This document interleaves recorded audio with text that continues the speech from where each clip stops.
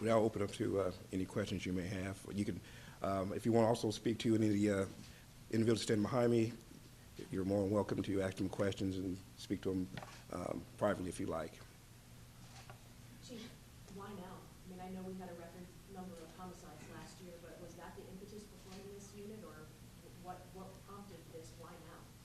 Well, we had discussed this prior to the number of homicides, combining both the neighborhood response team and the gang unit to provide more service to the citizens of Fort Wayne. We wanted to work as a team. We want to make the city of Fort Wayne safe and secure. So we decided now is the time. Not because of the number of homicides. We want to make that difference right away. Why 15? Why not 40? Why not 70? For the limits of the team. Why 15? Why was 15 members a good number? Why 50? We had, based on the number of officers we had available. So that's what we had to choose based on our staffing levels. So that's why we chose 15. Once we get more officers on the department, maybe we can increase that size of our unit.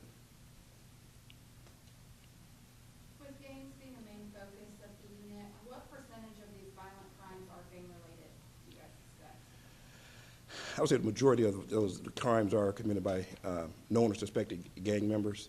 But keep in mind, this unit will also focus on violent criminals as well. You know, we'll commit armed robberies.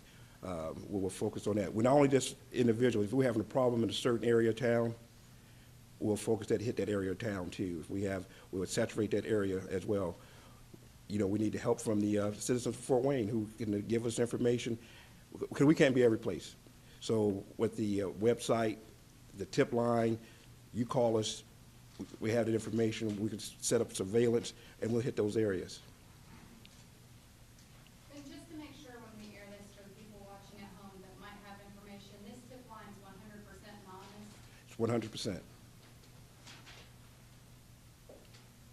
have a question about prosecution. I'm not sure, Chief, if you would like to answer that question. I'll pass it. Yeah. I am. Law versus order. Okay. Yeah, Corinne. How do you decide if the U.S. Attorney is here as well, how these individuals are going to be charged, whether they're going to go through the federal process or the county process? We have a pretty close working relationship with the local U.S. Attorney's Office. I think 2 of the U.S. attorneys actually used to be in our office and used to be deputies in our office. So both Tony Geller and Leslie Miller are folks that we call fairly regularly. What we really go through in our analysis, to try to Reader's Digest version it, is there are some things that are crimes under state statutes. There are other things that are crimes under federal law. So first you need to see if there's an applicable law in both places. And then really honestly what we do is we see in which forum that particular individual is going to get the greatest amount of jail time. There's a different amount of crime served or time served in the federal system than there is in the state system. So it's a discussion between the 2 of us as to where these particular cases are most appropriate. So that discussion, when there's that type of case that comes in, is had between my office and my staff and then the staff at the U.S. Attorney's Office, and those are some of the things that go into consideration. Yeah. If I could just add, Karen's absolutely correct. From a U.S. Attorney's perspective, it's critical for us to have a good working relationship with the county prosecutor.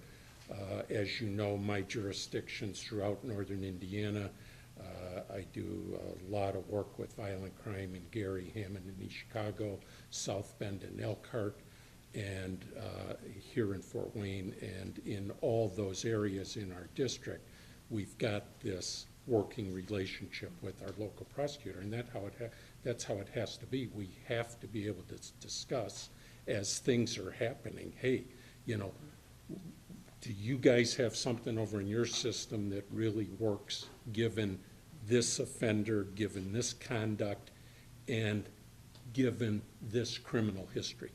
That type of thing. So those are the types of factors that we're constantly looking at.